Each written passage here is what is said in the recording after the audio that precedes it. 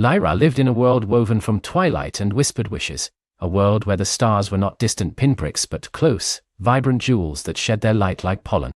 Her home, Whisperwind Valley, nestled deep between mountains that hummed with ancient songs, was a place of perpetual, gentle illumination. Here, the very air shimmered with invisible motes of magic, and the earth breathed a soft, pearlescent glow. Her cottage, like all the others in the valley, was built from dreamwood, a timber that absorbed starlight by day and released it in a soft internal luminescence by night. Its walls hummed with drowsy warmth, and the intricately carved roof seemed to breathe with the rhythm of the valley. Outside, moonpetal flowers unfurled their luminous petals in the dusk, casting pools of silver light onto the glow moss that carpeted the forest floor. Even the rivers, fed by crystalline mountain springs, sparkled with an inner fire, carrying tiny, glowing fish that danced like scattered constellations. Lyra loved the hush of the valley, the way the wind carried the scent of night-blooming jasmine, and the distant melodic calls of the star-song crickets. But most of all, she loved the stardust. Stardust was the lifeblood of Whisperwind Valley. It wasn't merely dust, it was condensed starlight, sparkling and alive. It fell from the sky in soft, shimmering showers during the Great Bloom, an event that happened once every moon cycle, transforming the valley into a breathtaking, living tapestry of light. The stardust was collected in delicate woven baskets by the valley folk, then carefully stored in crystal jars. It powered their lanterns, infused their medicines, and was even spun into the threads of their warmest cloaks, making them shimmer with an ethereal glow. It was said that stardust carried the echoes of ancient dreams, and a pinch of it dissolved in a cup of warm moon tea could bring the most vivid, comforting slumber. Lyra, with her eyes the color of twilight skies and hair the shade of a raven's wing, was particularly attuned to the stardust. She could feel its gentle hum, taste its metallic sweetness on the night air, and even, she sometimes thought, hear its silent songs. She spent hours in the moonpetal glade, watching the tiny sprites that tended the luminous flora, their wings catching the faint shimmer of residual stardust. She would listen to the tales spun by her grandmother, Elara, the oldest and wisest of the stargazers, about the origins of the stardust, how it was spun from the very fabric of the cosmos by unseen hands, then gathered and released by the great celestial loom, hidden high in the unreachable peaks of the star-kissed mountains. But lately, something felt different. The last great bloom had been subdued. The stardust shower had been thinner, less vibrant, almost hesitant. The collected stardust, usually so eager to glow, now seemed a little duller, its hum a faint whisper rather than a vibrant song. The moon-petal flowers, usually bursting with light, opened with a weary slowness, and even the glow moss seemed to hold its breath. Lyra felt it first in her dreams. For as long as she could remember, her dreams had been vivid tapestries of starlight and adventure, whispered to her by the stardust elixirs she drank each night. But now, they were becoming faded, like old tapestries left too long in the sun. The edges blurred, the colors muted, and the familiar comforting hum of the stardust was absent. She woke one morning, not with her usual lightness, but with a subtle unease. The sunlight, filtering through her dreamwood window, seemed strangely muted, as if passing through a veil of dust. She dressed quickly, pulling on her favorite tunic woven with threads of faint stardust, its shimmer usually a comforting presence. Today, it felt like a ghost of its former self. "Good morning, grandmother," she said, entering the main room where Elara was already tending to a small enclosed garden of luminous herbs. Elara, her face a network of gentle wrinkles, her eyes like ancient, polished obsidian, looked up. "Good morning, little star-seeker. Did the moon tea bring you sweet dreams?" Lyra hesitated. "Not as sweet as usual, grandmother. They were quiet." Elara's smile, usually so warm and bright, softened with a hint of something unreadable.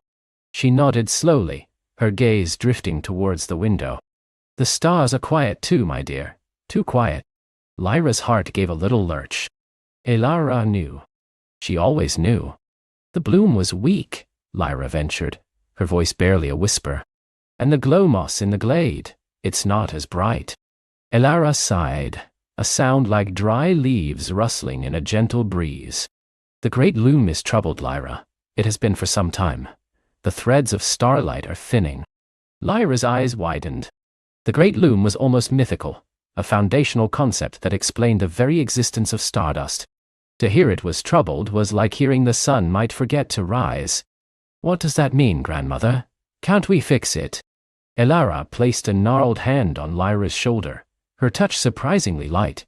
"The loom is not a thing of wood and thread, child. It is the heart of the cosmos, the place where the celestial energies are gathered and spun into the stardust that nourishes our world. It pulses with the rhythm of the universe. When it falters, it means a great disturbance is at hand." "A disturbance? What kind?" Lyra asked, a flicker of trepidation mixing with her innate curiosity. "That, little star-seeker, is what we must discover. For generations, the stargazers have been the custodians of the stardust. But our duty has always been to collect and guard, never to mend the loom itself. Its workings are beyond our understanding, beyond our touch." Elara paused, her gaze distant, as if seeing beyond the dreamwood walls. "But there are legends, ancient whispers of those who could commune with the loom, who could understand its silences and its songs." "Who?" Lyra pressed, her mind already racing with possibilities. "The Lumina Weavers," Elara murmured, a name that shimmered with age-old magic. They were said to be born with a special connection to the stars, able to see the threads of starlight with their inner eye. They could travel to the celestial spires where the loom is said to reside, and perhaps coax it back to its full song. Lyra felt a thrill of excitement, despite the gravity of the situation. The celestial spires? But no one has gone there in living memory. They say the path is treacherous, guarded by ancient spirits. "Indeed," Elara said, her eyes twinkling with a knowing light. "But sometimes, when the need is great, the path reveals itself. And sometimes, a young heart, full of curiosity and courage, is exactly what the stars are waiting for." Lyra looked down at her hands, then back at Elara. The suggestion hung in the air, unspoken but clear. Was her grandmother hinting that Oisi might be the one?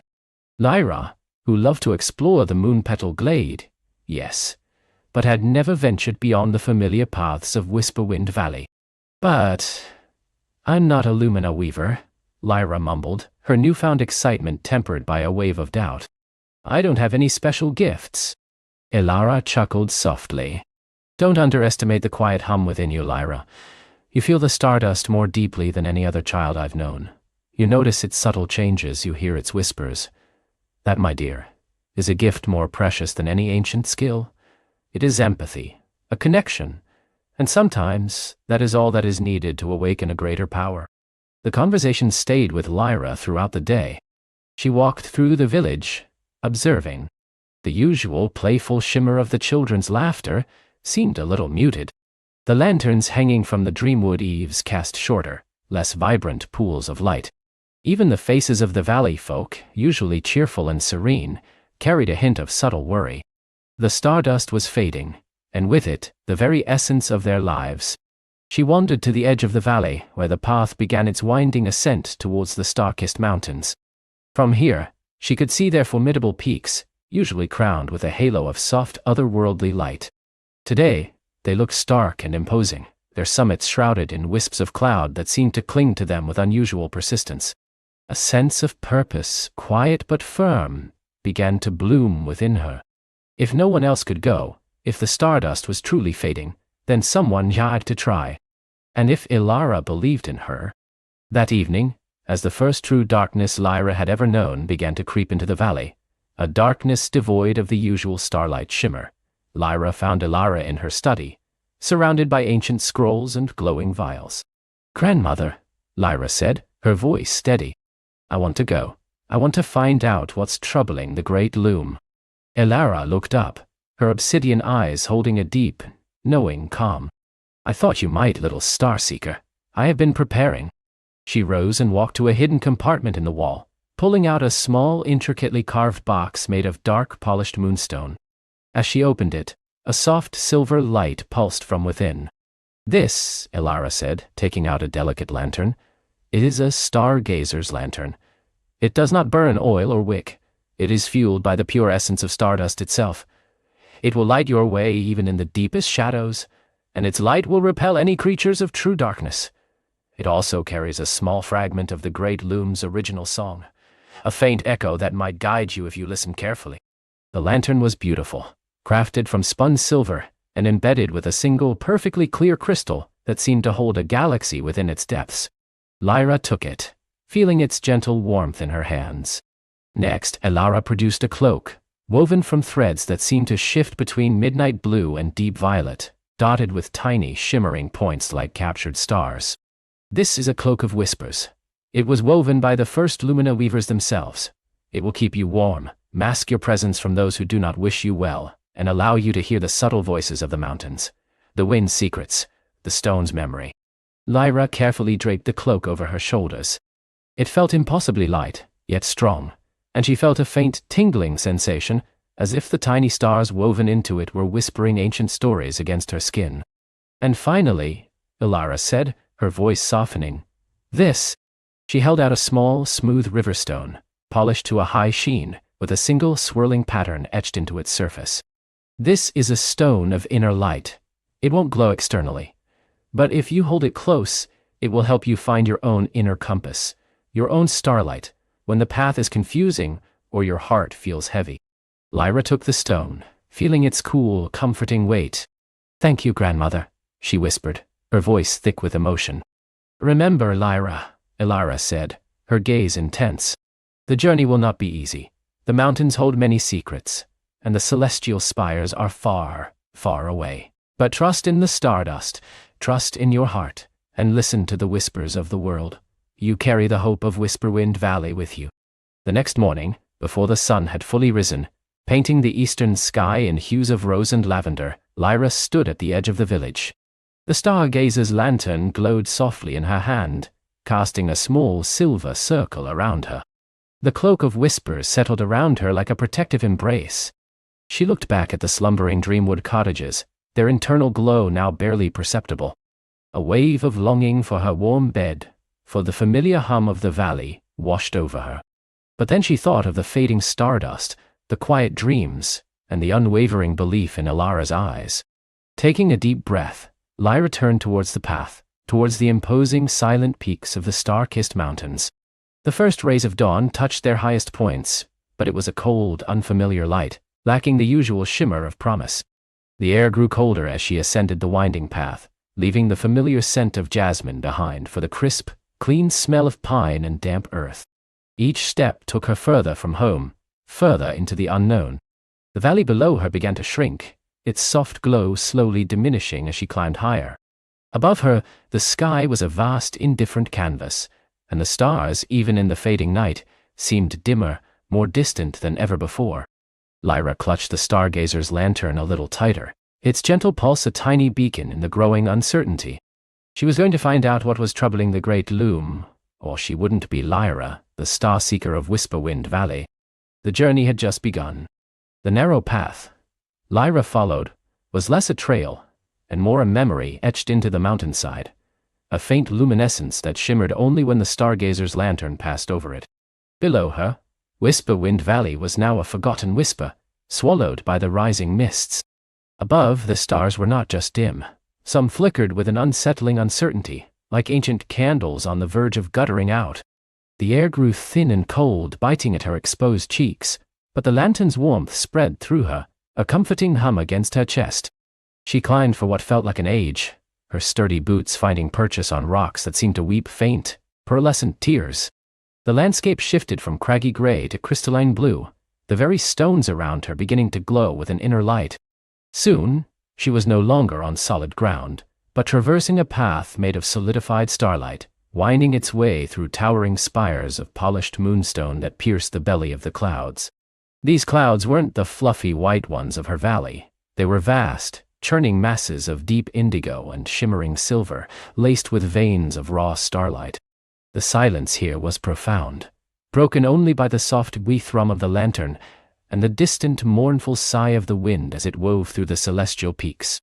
Lyra felt a strange pull, a yearning in her own heart, as if she were a lost star trying to find its way home. She pressed on, her determination a steady flame against the encroaching chill. As she ascended higher, a subtle change began to manifest. The starlight paths she trod sometimes wavered, dissolving for a heart-stopping moment before reforming. From the swirling clouds above, She saw faint threads of light, like gossamer strands, drift downwards, only to unravel into nothingness before they reached the ground. These were the first signs, she realized with a jolt, the physical manifestation of the great loom's distress. The very fabric of the sky was fraying. She reached a wide, flat expanse, a plateau of polished obsidian that reflected the dim, struggling stars like a still, dark lake.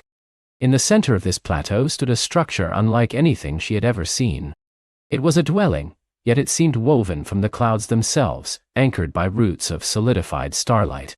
Wisps of silver mist curled around its base, and from a circular opening at its apex, a faint, rhythmic, eye-clack whir could be heard, like an ancient, slumbering machine.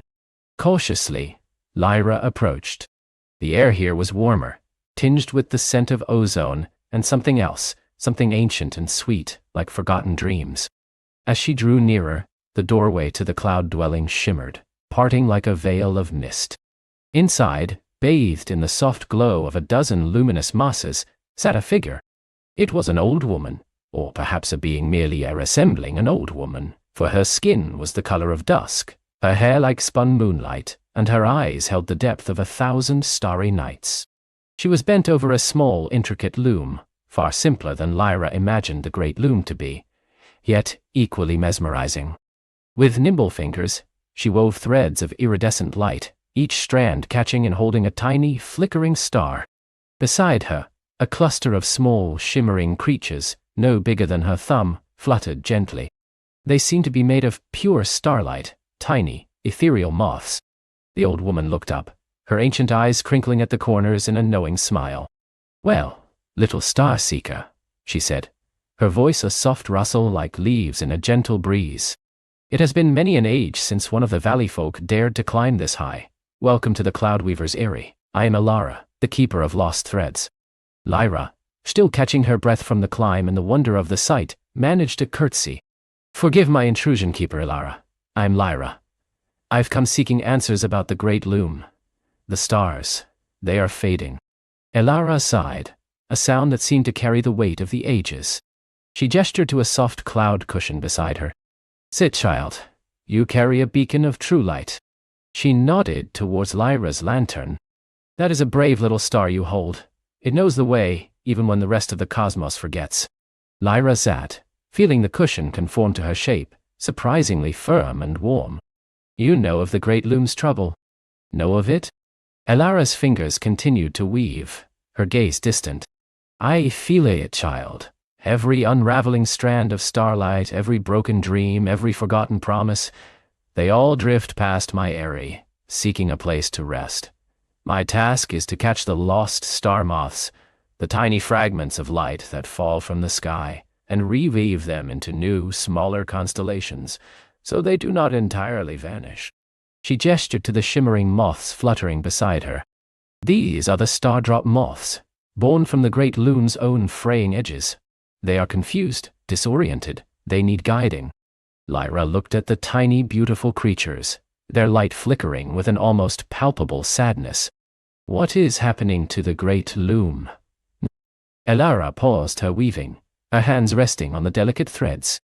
"The great loom, Lyra, does not merely weave stars. It weaves the very fabric of existence. Every destiny, every dream, every memory, every possibility, they are all threads in its grand tapestry. The stars you see in the night sky are but the luminous knots, the anchor points of these grand designs. For an age the loom has woven flawlessly, guided by the ancient cosmic currents. But now, it falters." Her eyes grew troubled. "Something is interfering. Something is pulling at the threads, tangling them, causing the loom to stutter. It is as if a great unseen hand is trying to unravel the cosmos itself. The stars dim because the threads of their stories are weakening. Dreams become restless, memories become hazy, and the future grows uncertain, a tapestry with too many holes." Lyra's heart sank. This was far graver than she had imagined. "Can it be fixed?"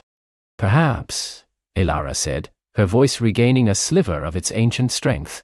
"The loom has guardians, ancient beings of light and shadow, but they too are affected by this malaise. They are bound to the loom's rhythms, and as it falters, so do they.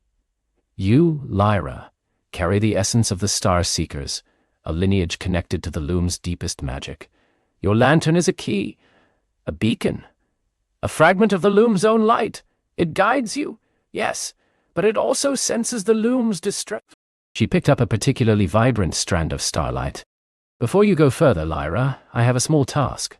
These stardrop moths, they are drawn to your lantern's pure light.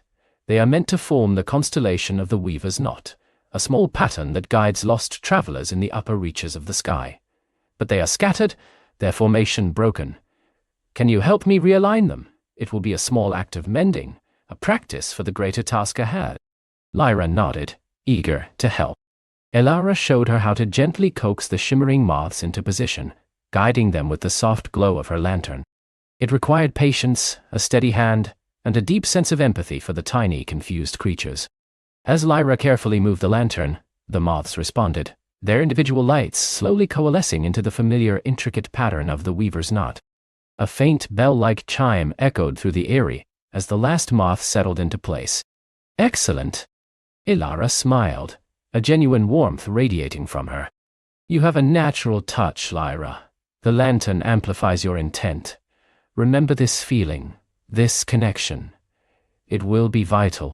She then pointed a gnarled finger towards a shimmering archway, visible through a break in the clouds beyond her eyrie.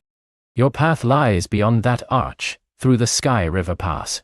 But be warned, Lyra, the Sky River, once a serene flow of liquid starlight that carried dreams to slumbering worlds, is now turbulent. The unraveling threads from the great loom cause eddies and currents, creating pockets of forgotten memories and fragmented futures.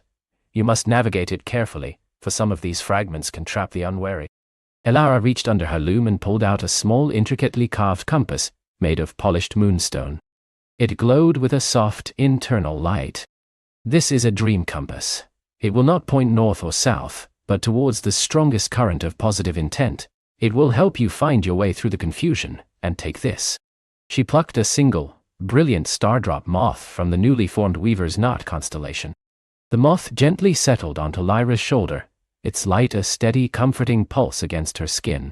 This little one, named Glimmer, will be your guide. It senses the most stable pathways and can warn you of particularly dangerous currents of fragmented memories. Lyra felt a surge of gratitude. Thank you, Keeper Elara, for your wisdom and for your help. Go now, Starseeker, Elara urged, returning to her weaving, her ancient eyes fixed on the fraying sky. The loom awaits. May your light guide you true.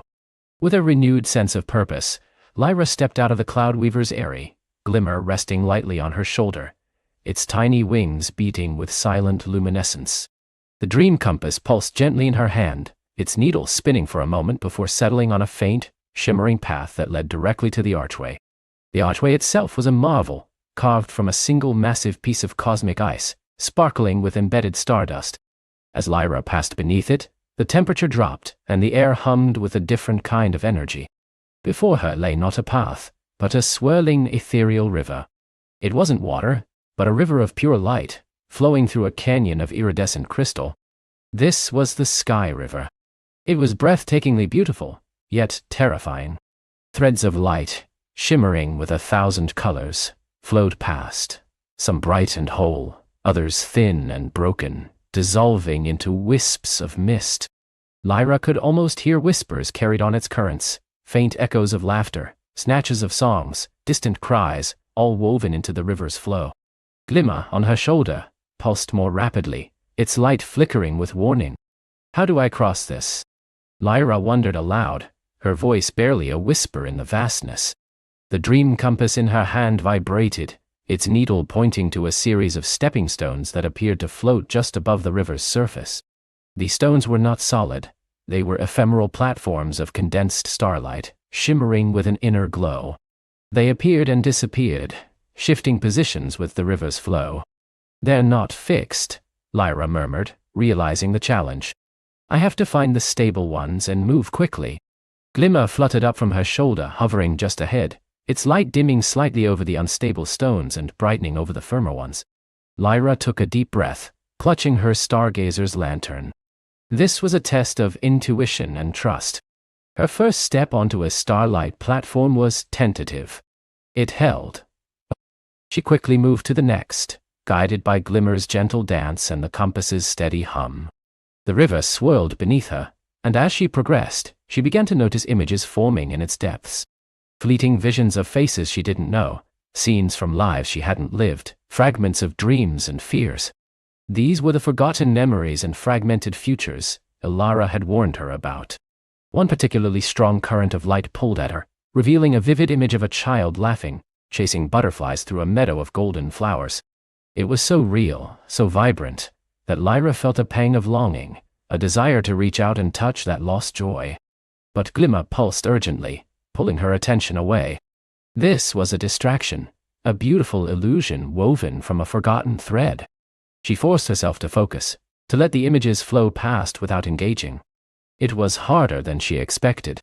Some visions were deeply saddening, a solitary figure standing in the rain, a book falling from trembling hands, a distant farewell.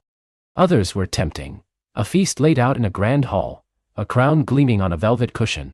Each one tried to draw her in, to make her linger, to lose herself in its story.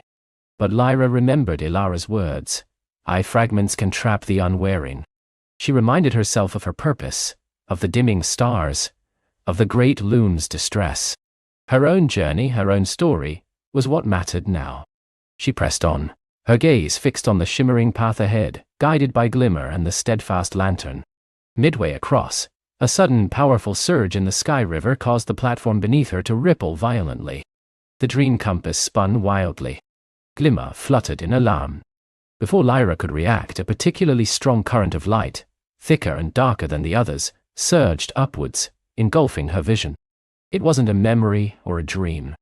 It was a sensation, an overwhelming feeling of emptiness. A void where warmth should be, a silence where sound should echo. It was the feeling of something being lost, irrevocably and utterly. For a moment, Lyra felt an icy despair grip her heart, a profound sense of cosmic loneliness. She felt her own memories begin to fray, her purpose waver. She was just a tiny speck, lost in an endless, unraveling universe. Her lantern, however, blazed with sudden intensity, its warmth pushing back against the encroaching chill. Glimmer flew directly to her forehead, its tiny body vibrating, pouring its pure starlight into her mind.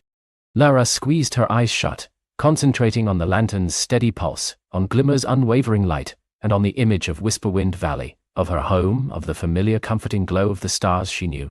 She pushed back against the emptiness, asserting her own being, her own story. I am Lyra, the Star Seeker. My purpose is to mend.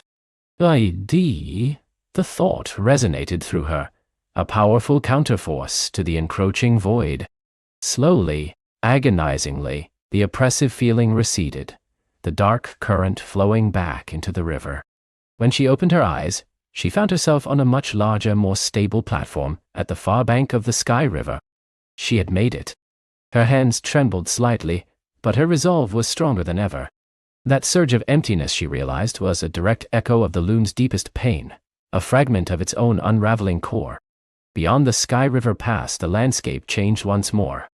The sky above was a dazzling, dizzying expanse of swirling nebulae and shimmering stardust. The ground beneath her feet was no longer crystal or obsidian, but a soft, resilient substance that seemed to be woven from solidified moonlight. Before her, stretching upwards into the cosmic expanse, stood a colossal structure, piercing the heavens.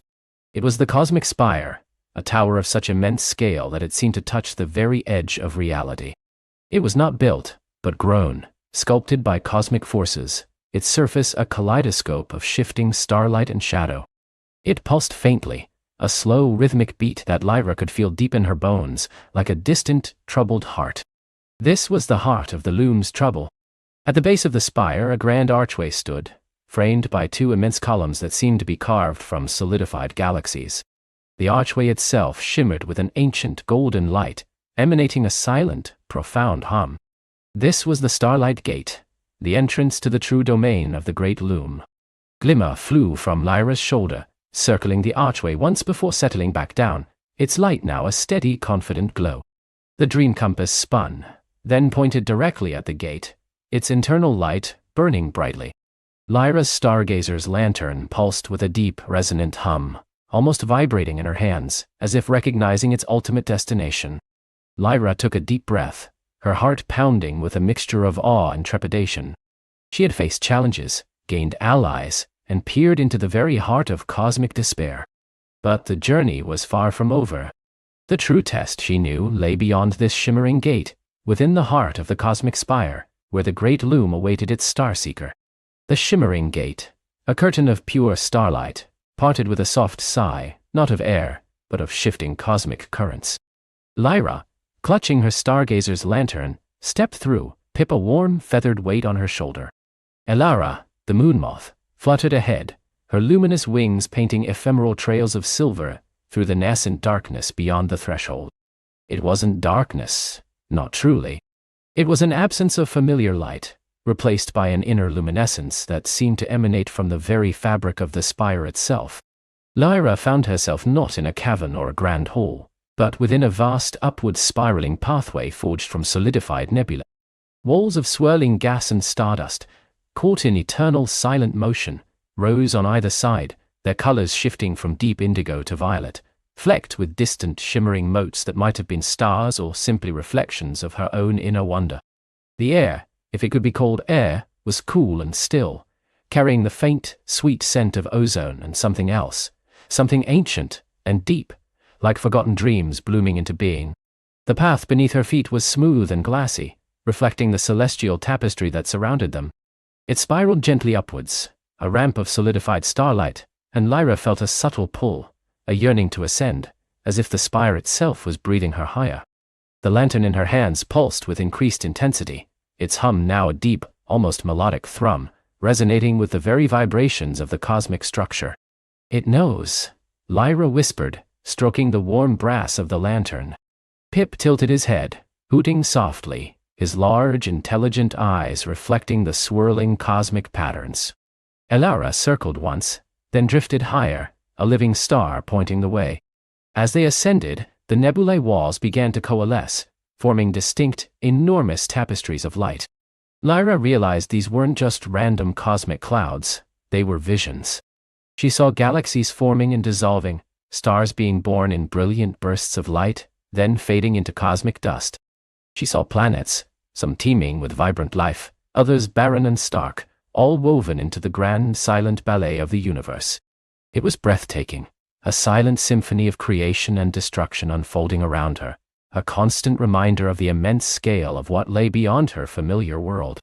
After what felt like an age of climbing, the path widened into a vast circular chamber. Here, the nebulae walls receded, replaced by an open panorama of pure, unadulterated space. Yet, it wasn't cold or empty. Instead, an impossible garden bloomed before her. Not of plants or flowers, but of constellations. Tiny, perfect starflowers, each a miniature galaxy, floated in the air, their tendrils of light gently intertwining. Nebulae grass shimmered underfoot, soft as velvet, emitting faint, musical hums as Lyra stepped on it. In the center of this cosmic garden stood a structure unlike anything she had ever seen. A massive crystalline tree, its branches reaching endlessly upwards, each bough adorned not with leaves, but with glittering, nascent stars. At the base of the tree, the starflowers were densest, their combined light forming a pool of liquid starlight that rippled with gentle energy. The Garden of Whispering Constellations. Ilara's silvery voice echoed in Lyra's mind, a direct thought, clearer here than ever before. It is where the universe first dreamt of itself. Lyra felt a profound sense of peace here, a feeling of being utterly connected to everything. The sadness she had carried from her encounter with the cosmic despair seemed to recede, replaced by an overwhelming sense of wonder and hope. But the garden was not merely a place of beauty. As she looked closer, she saw that some of the starflowers were dim, their light faltering. Others pulsed erratically, their harmony disrupted. The lantern in her hand glowed brighter, its hum now a clear, resonant tone, almost like a question. Lyra realized that the garden was a reflection, a delicate balance. And some part of that balance was askew. "Wandi, what is wrong?" Lyra asked, her voice a soft murmur in the vastness. Elara settled on one of Lyra's outstretched fingers, her wings gently fanning. "The loom weaves the threads of creation and destiny. but it draws its inspiration, its very patterns, from the dreams of the cosmos. And sometimes, those dreams become tangled, shadowed, or forgotten. She gestured with a delicate antennae towards a cluster of dimming starflowers. These are the dreams that are fading, the constellations whose stories are being forgotten in the waking world, or whose light has been dimmed by the fear and despair of those who gaze upon them. Lyra understood. The cosmic despair wasn't just a force out there. It was seeping into the very fabric of creation, affecting the source of the loom's patterns. Her own journey, her own light, was meant to counteract this. "How do I help them?" she asked, looking at the struggling starflowers. Elara gently brushed Lyra's cheek with a wing. "Why?" "With your light, Starseeker. With the light you carry and the light you carry, touch the pool of nascent stars." Lyra walked towards the luminous pool at the base of the crystalline tree. As she approached, the starflowers closest to the pool seemed to brighten momentarily, as if anticipating her arrival. She knelt, the smooth, cool starlight beneath her knees. The pool itself was mesmerizing, a liquid mirror of the entire universe, swirling with infinitesimal galaxies and shimmering nebulae. Taking a deep breath, Lyra gently dipped her hand into the pool. It wasn't cold, but warm, tingling with a vibrant energy that flowed up her arm, through her chest, and settled in her heart. The stargazer's lantern, still clutched in her other hand, pulsed in perfect sync with her own heartbeat, its light merging with the starlight of the pool. As her hand rested in the liquid starlight, Lyra closed her eyes. She felt a connection, not just to the pool but to everything. She felt the distant hum of nascent stars, the slow drift of cosmic dust, the faint echoes of ancient thoughts. She felt the hopes and fears of beings across countless worlds, all woven into the grand tapestry of existence. And she felt the faint, persistent chill of the cosmic despair, a tendril reaching even here, trying to snuff out the light of dreams. Recalling the lessons she had learned, the light she had gathered, Lyra focused. She thought of the joy of discovery, the warmth of companionship, the resilience of hope. She thought of the twinkle in Pip's eyes, the gentle guidance of Elara, the comforting weight of her lantern. She pictured the clear night sky of her home, filled with brilliant, unwavering stars. From within her, a soft golden light began to emanate, flowing from her hand into the pool of nascent stars. It was a gentle, steady light, not forceful, but persistent, like the first rays of dawn dispelling the deepest night. As her light mingled with the pool, the swirling patterns intensified, and the dimming starflowers in the garden began to brighten, one by one, their tiny galaxies regaining their vibrant hues, their faint musical hums growing stronger. The tendrils of cosmic despair seemed to recoil from the pure, unadulterated hope Lyra was pouring forth. A wave of warmth spread through the chamber, and the crystalline tree above them shimmered with renewed brilliance. Pip hooted softly, nudging her cheek with his head, as if sharing in her effort. Elara fluttered excitedly, her wings leaving trails of pure joy. When Lyra finally lifted her hand from the pool, the garden around her was ablaze with renewed light. The faint discord she had sensed was gone, replaced by a harmonious chorus of stellar hums. She felt lighter, clearer, as if a weight had been lifted from her own soul. "You have restored the harmony of the cosmic dreams," Elara whispered, "at least for now. The loom will draw strength from this." "But it's not enough, is it?" Lyra asked, looking up the seemingly endless branches of the crystalline tree. "The source of the despair is still out there." "No," Elara confirmed. "But you have strengthened the foundations. Now, the loom awaits." The path from the garden of whispering constellations led directly into the crystalline tree itself. What had appeared as solid branches from below now revealed themselves to be vast, hollowed-out tunnels of living crystal, each one pulsing with soft inner light. The air inside these crystal pathways hummed with a deep, resonant frequency, a sound that Lyra felt more than heard, vibrating through her bones. As they ascended, the visual tapestry of the spire shifted again.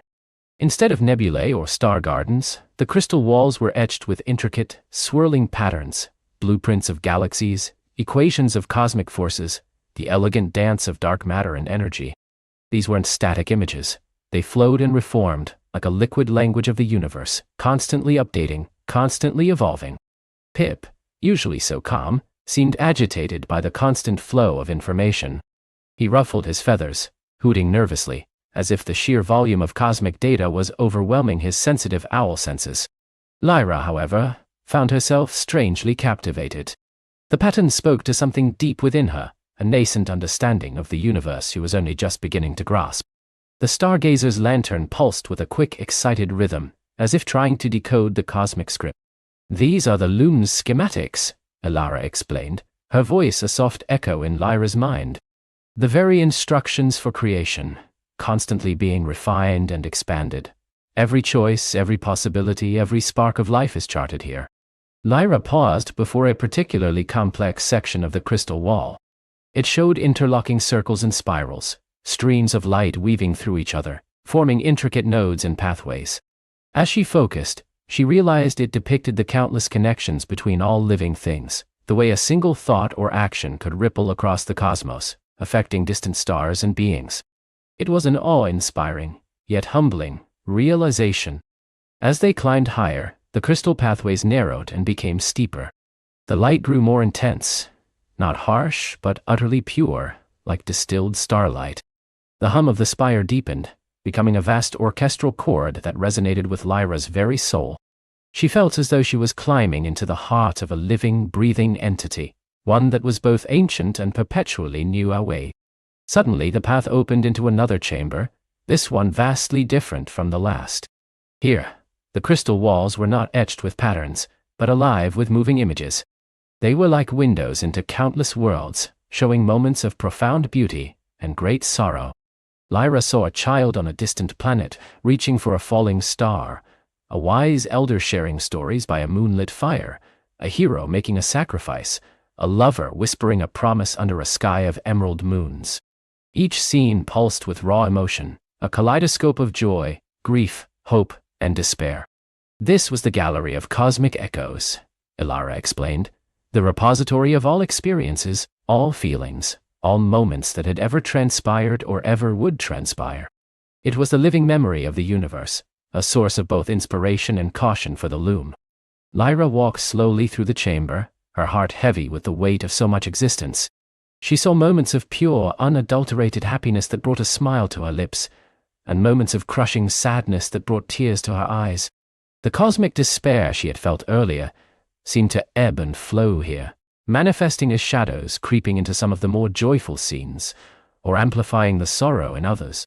She noticed one particular echo, a child, very much like herself, sitting alone on a desolate, moon-scorched planet, gazing up at a sky devoid of stars.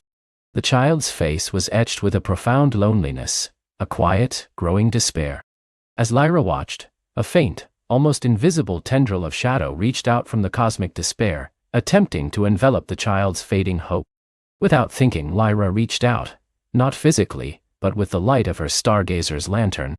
The lantern flared, and a beam of pure golden light shot from its lens, piercing the crystal wall and striking the shadowy tendril. The shadow recoiled, hissing silently, and the child in the echo, though still alone, looked up, and for a fleeting moment, a single tiny star sparkled in their barren sky. A flicker of hope returned to their eyes. Lyra gasped, realizing the true power of her lantern, and of her own intention. It wasn't just a tool, it was a conduit, a magnifier of her inner light. She could actively push back against the despair, even in these cosmic echoes. "You are learning, Starseeker," Elara murmured, circling Lyra's head. "The loom does not only weave what it weaves what you could be. Your light, your hope, can influence the patterns, strengthen the threads against the shadow." The ascent continued, Lyra feeling more resolute than ever. Each step was a commitment, each breath a prayer. The spire was not merely a path to the loom, it was a grand initiation preparing her for the immense task ahead. Finally, after what felt like an eternity, the crystal pathways opened into a truly vast, impossibly high dome. This was not a chamber, but the very zenith of the cosmic spire, a space so immense that its ceiling was lost in a swirling vortex of purest starlight, a celestial maelstrom that seemed to be the source of all light in the universe. And there, suspended in the very heart of this dome, was the great loom. It was not a loom of wood and thread, as Lyra might have imagined. It was a structure of impossibly fine, shimmering energy, like solidified light, spanning the entire dome. Thousands upon thousands of threads, each one a luminous strand of pure starlight, stretched from the swirling vortex above, down through an intricate framework of crystalline gears and humming mechanisms, before vanishing into the shimmering floor below. Each thread pulsed with a unique color and rhythm, some vibrant and bold, others faint and delicate.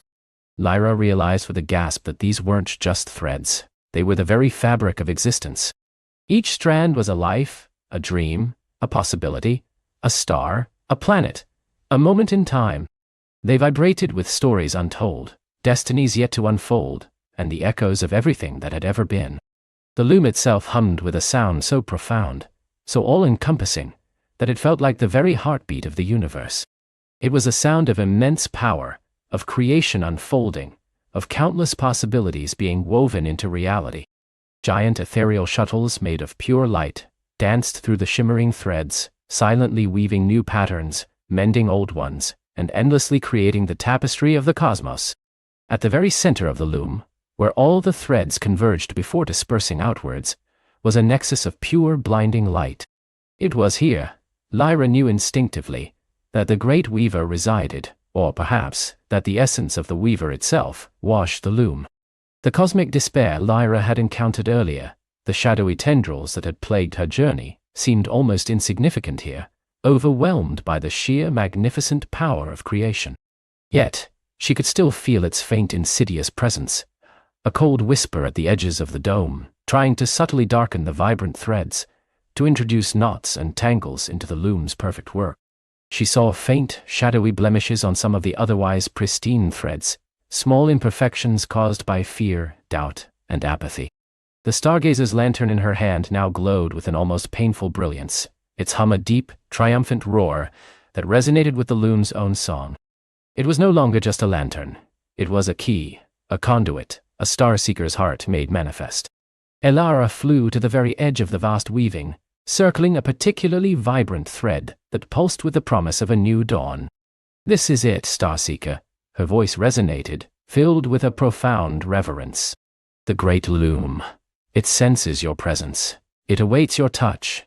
It awaits your light to mend the fractured threads, to strengthen the patterns against the encroaching shadow." Lyra stepped forward, her heart pounding not with trepidation, but with a fierce, unwavering determination. The air around her crackled with energy, and the loom's hum intensified, as if greeting her. Pip, usually perched on her shoulder, took flight, circling above her head, his own soft hoots blending with the cosmic symphony. She looked at the vastness before her, the endless threads of creation, the subtle battle being waged between light and shadow. Her journey had led her here, to this impossible, wondrous place. She was no longer just a girl with a lantern. She was Lyra, the Starseeker, entrusted with a task that spanned the cosmos. The great loom awaited her, and she in turn was ready to face its infinite tapestry. The great loom was not a machine of wood and wire, nor of metal and gear. It was a symphony made visible, a cosmic ballet frozen in a moment of creation, yet eternally in motion. Before Lyra, the universe shimmered, not as distant points of light, but as an intricate, boundless tapestry of pure energy. Threads of nebulae-spun starlight, shimmering with the iridescence of dreams, stretched from infinity to infinity, weaving together galaxies like intricate knots, binding destinies with invisible filaments. Each star, each planet, each whisper of life, was a single luminous stitch in this grand design. Lyra felt the hum of it in her bones, a deep, resonant vibration that sang of creation and connection. It was the sound of everything that was, everything that had been, and everything that could ever be, all woven into a single magnificent chord. Hoot, perched on her shoulder, ruffled his feathers, his soft hoots now sounding like tiny melodic chimes within the cosmic chorus. But, amidst the dazzling brilliance, Lyra saw the shadow. It wasn't a dark presence, not a monstrous void, but rather an absence, a dullness, a fraying at the edges of the magnificent cloth. Some threads, once vibrant and pulsing with starlight, had grown thin and dim, their colors muted, their luminescence barely a whisper. Others were tangled, knotted into tight, stubborn snarls that blocked the flow of light, causing entire sections of the tapestry to look faded and forgotten. It was like looking at an ancient, beloved blanket, worn thin in places by time and neglect, threatening to unravel. The forgetting, Hoot hooted softly, his voice echoing not in her ears but directly in her mind. The turning away. When the hearts of beings forget to dream, to wonder, to look up with awe, the threads grow weak. When the stories are left untold, the connections unmade, the loom begins to fray. Lyra understood. The battle between light and shadow wasn't a clash of opposing forces, but a slow, creeping erosion, a fading of wonder from the universe. It was the cosmic consequence of too much logic, too little imagination, too many eyes fixed on the ground, too few on the stars. The great loom didn't need a warrior. It needed a heart, a spark to remind it of the beauty it was meant to weave. She took a tentative step forward, her small, sturdy boots making no sound on the shimmering, non-existent floor. The lantern, still glowing with its unique stardust and dream-spun light, pulsed gently in her hand, as if eager to offer its warmth. "What do I do?" she whispered, her voice feeling impossibly small against the immensity. Hoot took flight again, circling a particularly large section where the threads were so dull, they appeared almost gray. "Find the knot, Lyra Starseeker," he instructed, "the place where the silence began. The loom remembers all, but sometimes it needs a guiding hand to find its own lost song." Lyra's gaze followed Hoot's flight. The gray patch was vast, stretching across what looked like an entire nebula of forgotten stars. As she drew closer, she felt a profound sadness emanating from it, a quiet melancholy that tugged at her own heart. It was the sorrow of potential unfulfilled, of beauty unseen, of dreams never dreamt. She reached out a hand, not quite touching the shimmering threads, but feeling their energy. They felt cold, strangely inert, unlike the vibrant warmth of the active loom. It was as if this section had fallen asleep, or worse, had stopped believing in itself. "This is where the connection broke," Hoot explained, settling beside her on a shimmering thread that held his weight like solid ground. "The thread of why. Why do we look up? Why do we imagine? Why do we tell stories? When that question is forgotten, the stars themselves grow dim." Lyra closed her eyes, letting the cosmic hum wash over her. She thought of her own small world, of the tales whispered by the fire, of the old storyteller with his twinkling eyes, of the feeling of looking up at a clear night sky, and feeling a part of something vast and beautiful. Her lantern pulsed brighter in her hand, its light mirroring the warmth blossoming in her chest. She opened her eyes and looked at the gray, forgotten threads. This wasn't a place to fight, but a place to remember. This was a place to reignite. With newfound purpose, Lyra approached the heart of the dullness.